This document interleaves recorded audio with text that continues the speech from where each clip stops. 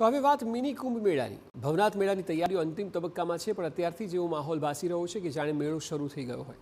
જૂનાગઢમાં ગિરનારની તળેટી રોશનીથી ઝળહળી ઉઠી છે અને એમાંય ભવનાથ મંદિર અને આસપાસના વિસ્તારોમાં રોશનીની એવી સજાવટ કરવામાં આવી છે કે જે નિહાળતા જ રહીએ. આમ તો ભવનાથ મેળાનો વિધિવત પ્રારંભ આવતીકાલે થશે, પરંતુ અત્યારથી જ મોટી સંખ્યામાં ભાવિકો ભવનાથના સાનિધ્યે ઉમટવા લાગ્યા છે.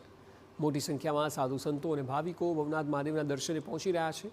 ઉલ્લેખનીય છે કે મહાશિવરાત્રિના રોજ ભવનાથના દર્શનનો સવિશેષ મહિમા રહેલો છે. તો આ દિવસે સંન્યાસીઓ મૃગીકુંડમાં સ્નાન કરી સિદ્ધિઓની પ્રાપ્તિ કરતા હોય છે અને એટલે જ ખાસ મહાશિવરાત્રિના મેળામાં ભાગ લેવા દેશભરમાંથી મોટી સંખ્યામાં સાધુ સંતો ઉમટતા હોય છે.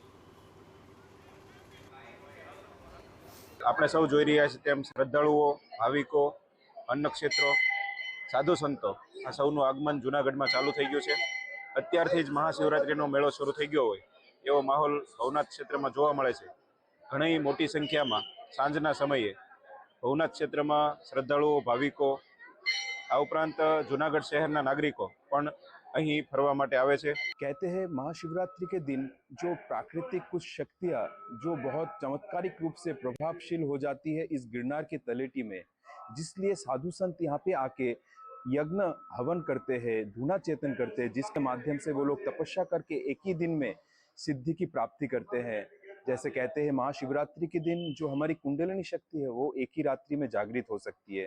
तो ऐसे ऐसे कई सारे सिद्धि है जिस सिद्धि को प्राप्ति करने के लिए साधु संत आते हैं. માત્ર દેશમાંથી જ નહીં, વિદેશમાંથી પણ ભાવિકો મહાશિવરાત્રિના મેળામાં ભાગ લેવા પહોંચ્યા છે. મૂળ તુર્કીના વતની એવા સાધ્વી ભગવતીપુરી પણ ખાસ મહાશિવરાત્રિના મેળા માટે ભવનાથ આવ્યા. સાધ્વી ભગવતીપુરી એરોસ્ટેસ તરીકે નોકરી કરતા હતા. તે 2-3 વખત ભારત આવ્યા બાદ સનાતન ધર્મથી પ્રભાવિત થયા અને ગત વર્ષે મહાકુંભમાં દીક્ષા ગ્રહણ કરી સાધ્વી બન્યા. સનાતન ધર્મના વિસ્તાર માટે તેમણે તુર્કીમાં પણ આશ્રમ સ્થાપ્યો છે. તેમનું કહેવું છે કે ભવનાથના સાનિધ્ય આવ્યા બાદ એવી અનુભૂતિ થાય છે કે જેને શબ્દોમાં વર્ણવી અશક્ય છે.